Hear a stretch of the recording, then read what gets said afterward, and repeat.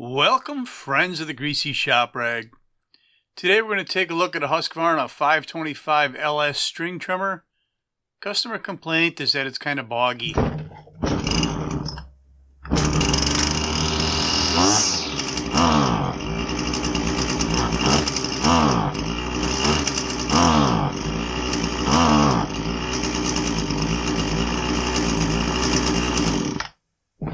Yeah, it's kind of boggy.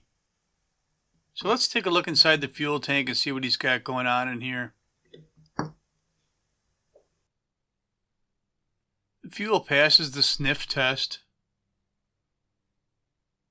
And it actually doesn't look that bad. I mean, it's blue with oil. It's not brown from old fuel. Why don't we take a look at the fuel filter itself?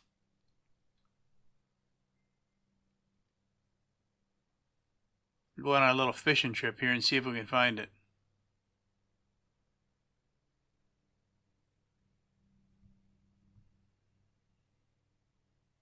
Sometimes these filters just don't want to come out. The angle of the hose, the way it's attached, the way you grab it when you try and pull it out. A pair of pliers sometimes helps to straighten it out and get it out of here. So we're going to put a new fuel filter on it, but first we want to pressure test that fuel line.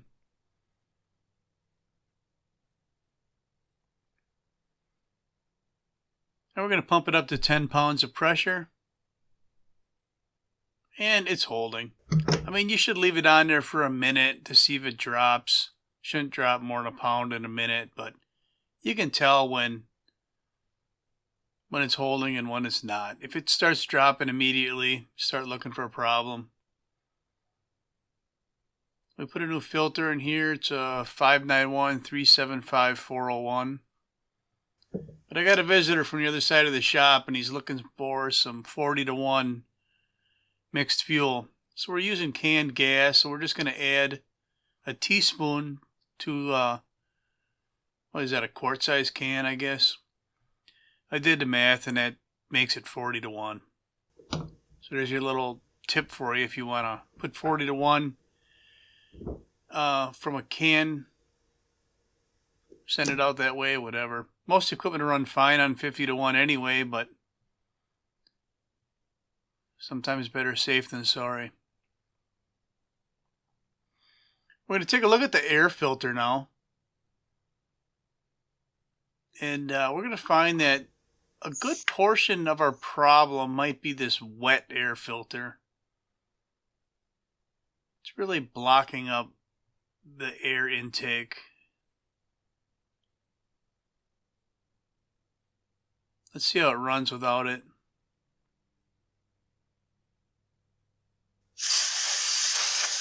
Well, I thought we were going to start it up. I guess not. We're doing a little maintenance. We're cleaning up the outside of it.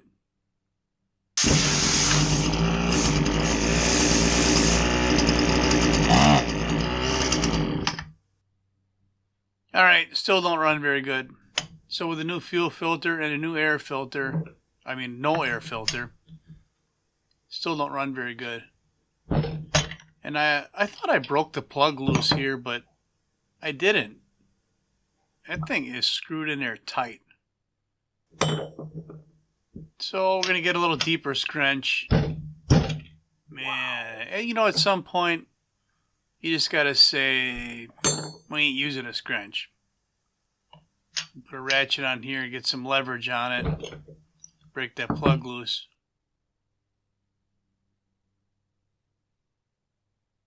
Yeah, I mean, that's nothing wrong with that. Let's see what the inside of the cylinder looks like. Make sure it doesn't have any scores in it. Yeah, that looks good too. So we're all right there. I'm putting that plug right back in. I don't see any reason to swap it out. And then we will click. We'll torque down that spark plug. Now I think what we're going to do is we're going to fire this thing up and we'll do some carb adjustments.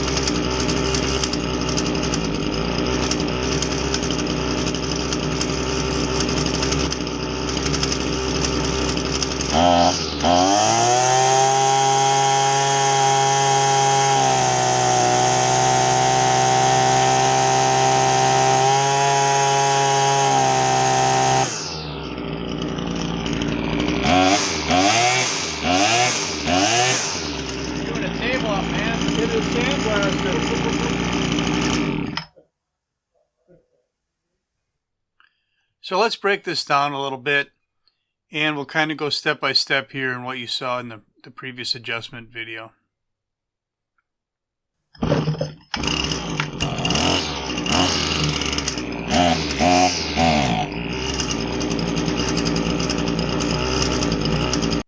Alright, we're going to start by adding a little bit of rich to the high speed. Now we're going to richen up the low speed. We did an eighth of a turn twice. We're going to try and get some throttle response back.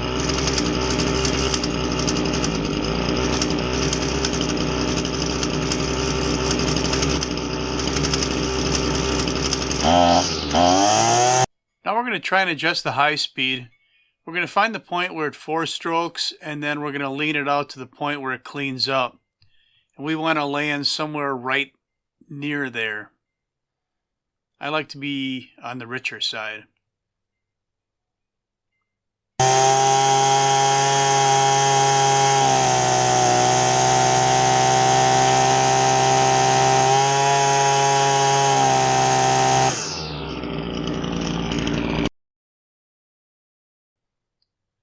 Now notice how the throttle response is really nice, and when the engine settles down to idle, it's not stumbling, it's not too rich. Doing a table up, man. Get his sandblasters. Alright, so the low speed is going to control how it runs at idle. You don't want it so lean that there's no throttle response, but you don't want it so rich that it stumbles out. So you want to find that point where it idles smoothly, and when you pull the trigger, it responds. The high speed, you want to find that point just about where it's 4-stroking.